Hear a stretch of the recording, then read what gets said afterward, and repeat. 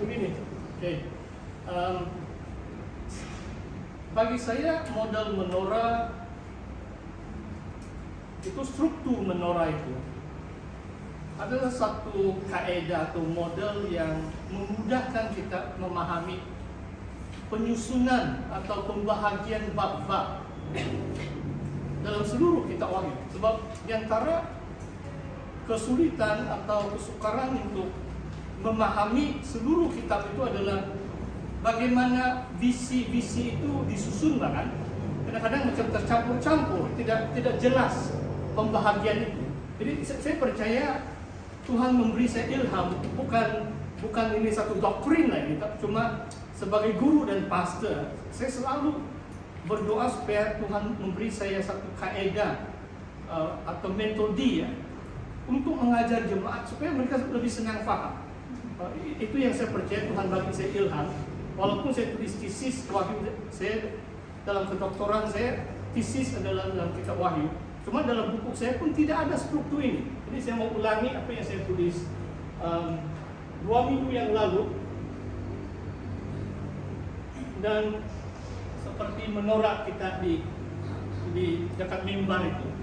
Menorah ini sangat menarik. Ini satu pohon macam pohon zaitun ini, yang Tuhan tunjukkan ini kandil emas, kaki dian emas. Di atas gunung Sinai Tuhan menunjukkan corak bentuk kaki dian ini kepada Nabi Musa. Kemudian Musa buat itu, dan inilah yang memberi terang di kemah suci, the tabernacle Moses, waktu penggembaran mereka di padang gurun. Bila Salomo membangun bait suci, bukan 1 tapi 10, ada 5 sebelah kiri, 5 sebelah kanan. Dalam bait suci yang pertama ada 10 menorah di bait suci, sebab mungkin sudah luas, besar sudah, perlu menorah yang lebih banyak memberi terang. So dulu dia ada elektrik kan, jadi inilah terang pelita, sebab ada cawan di sini, mereka isi minyak. Cuma bagi saya sangat menarik di sini adalah pertama-tama ada 7 kan cabangkan, 1, 2, 3, 4, 5, 6, 7. Dan saya coba bagikan kitab Wahyu kepada 7 bahagian. 7 bahagian gereja di bumi. Gereja atau umat Tuhan di surga baru dan bumi baru. Bertentangan kan? 1, 7 cabangnya. Saya gunakan ini sebagai model kaidah saja. Okay. 2 kuasa di surga, Bapa dan Anak, yang duduk di takhta dan domba Allah. 2 kuasa di bumi, wanita dan yang menunggang si binatang itu. Ada 2 pribadi berkuasa di bumi pada akhir zaman. Si wanita, Ratu Babel itu, dan juga binatang yang ditunggangi oleh si wanita itu. Dan ini bicara tentang ekonomi dunia, bab 18. Banyak barang-barang mewah diperdagangkan, termasuk jiwa manusia, human trafficking. Ini berlaku di Malaysia pun. Ada disentuh oleh Yohanes. Dia mengecam pemerintah pembesar mengizinkan atau melakukan perdagangan jiwa manusia. Maksudnya ada manusia diperhambakan, menjadi macam buruh paksaan lah itu. Hanya bagi makan, kerja, tidak ada hak, mungkin tidak ada paspor, mereka bekerja sepanjang hari. Itu disebut juga dalam bab yang ke-18. Jadi ini cabang yang kedua korespon dengan cabang yang ke-6. Permulaan penghakiman 6 sampai 9 bertentangan dengan cabang yang kelima di sini, pengakhiran penghakiman. The beginning of judgment, meterai itu dibuka. Kemudian sangkakala itu ditiup. Bab 8 dan bab 9 sampai sangkakala ke-5 dan ke-6. Dan bab 15 itu ada malaikat dengan 7 malaikat dengan 7 cawan murka Allah. Bab 16 itu satu-satu cawan itu dituang. Dan bab cawan yang terakhir, malaikat itu menyebut it is done, sudah selesai. Maksudnya tamat sudahlah, itu penghakiman Tuhan.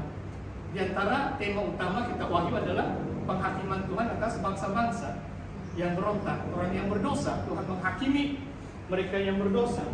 Dan di tanggal-tanggal di sini 10 sampai 14 adalah 3,5 tahun yang terakhir, khususnya bab 11 sampai bab 14 yang saya khotbahkan 2 minggu yang lalu.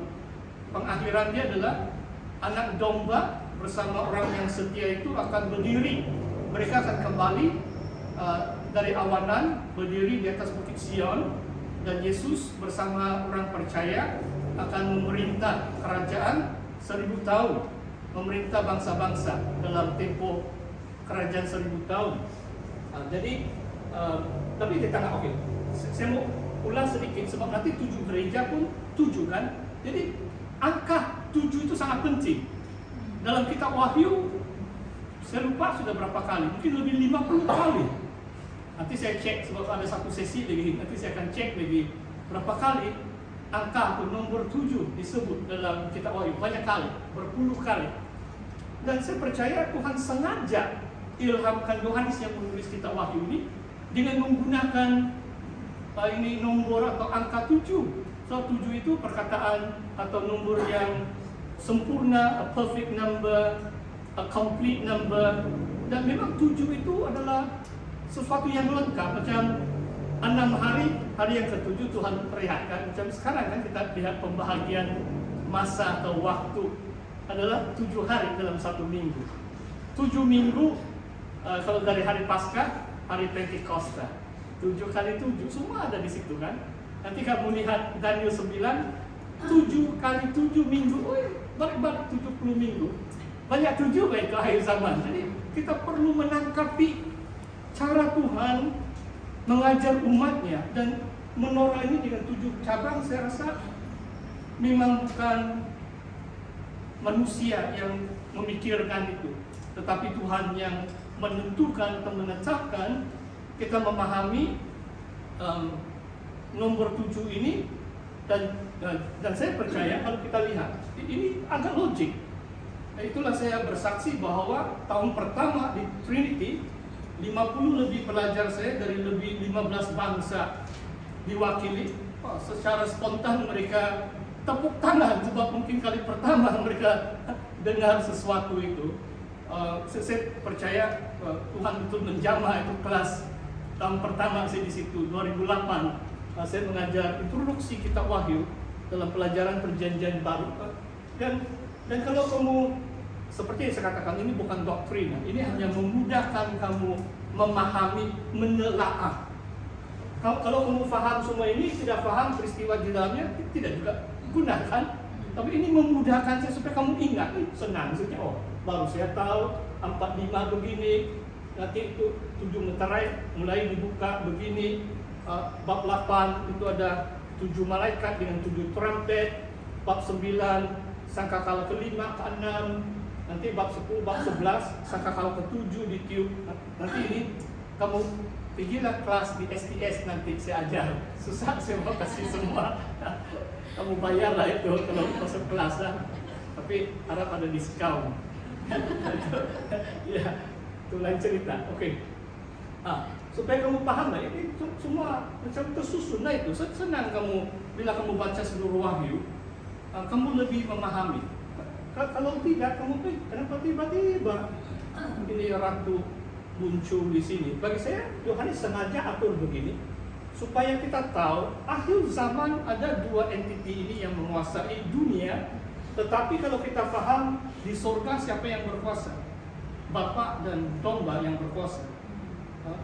Domba yang diberikan gulungan kitab itu, domba yang buka itu meterai. Maksudnya Yesus yang menentukan setiap peristiwa akhir zaman. Kita tidak perlu panik. Di dunia panik bahkan. Gunung berapi di Merak di dulu 2010. Saya kira waktu itu mau bawa istri saya melancong di situ karena gunung berapi juga meletup. Beberapa hari yang lalu meletup lagi. Dunia ini sangat mencemaskan bahkan. Ada lagi tsunami, ada lagi perang. Tapi orang Kristen harus tenang sebab semua itu Tuhan yang tentukan. Dalam gulungan kitab akhir zaman itu di tangan Yesus baik itu. Kalau Yesus tidak buka itu tidak jadi itu. Dan dia juga tentukan sampai Antikristus muncul pun dia ada waktu yang terhadkan 3,5 tahun. Tidak boleh melebihi itu. Cukup sudah kalau dia mengganas 3,5 tahun. So itu sudah ditentukan oleh Tuhan. Dan Tuhan dalam Injil Matius mengatakan bahwa bumi, langit dan bumi boleh lenyap, boleh berlalu. Tetapi firman Tuhan, setiap perkataan, setiap job dan titel pun akan digenapi. Nah, itulah kita harus menyanjungi Alkitab, seluruh Alkitab, apalagi kitab Wahyu yang merupakan akhir zaman. Setiap itu akan digenapi, sebab itu di bawah kekuasaan Tuhan. Oke? Ada soalan? Saya bagi kamu supaya kamu terus interaksi, sebab saya akan pakai model ini juga untuk mengajar kamu 7 sidang itu. Inilah Bible study kita hari ini. Tapi boleh tanya dulu tentang yang struktur besar ini. Ada pertanyaan kamu? Kamu sudah baca seluruh kitab Wahyu? Dan oke. Ini saya takut semalam juga saya berkesempatan, itulah saya berusaha juga bersaksi kepada seorang kawan saya, tapi saudara dia lah. Mereka pakar doktor Pak ini. Saya ada cerita di Pinus Esther sekejap tadi. Tapi si suami ini tanya, bagaimana kamu tulis tesis? Sebab kalau perubatan itu, sains itu lain banget. Sains itu mungkin waktu uji kaji, ada dia punya result dia. Kalau dapat doktor pun mungkin tesis mereka 50 muka surat saja. Tapi kalau sastra, ini teologi ini sastra. Jadi saya ada kesempatan share dengan dia. Saya bilang waktu saya tulis tesis saya, sampai 100.000 perkataan, 50.000 catatan kaki. Kalau yang buku yang diterbitkan itu 330 lebih muka surat. Cukup tebal sebab sudah 2000 tahun ini penafsir kan. Banyak profesor. Waktu saya tulis tesis itu, saya berinteraksi dengan lebih 100 buku atau profesor yang dari dahulu kala sampai yang terkini. Dan saya berbahas dengan tafsiran-tafsiran mereka. Dan saya beritahu kepada dokter pakar ini, saya bilang, Dok, ini buku mereka dibaca seluruh dunia. Kalau saya katakan profesor ini silap, mestilah saya tulis baik-baik kan?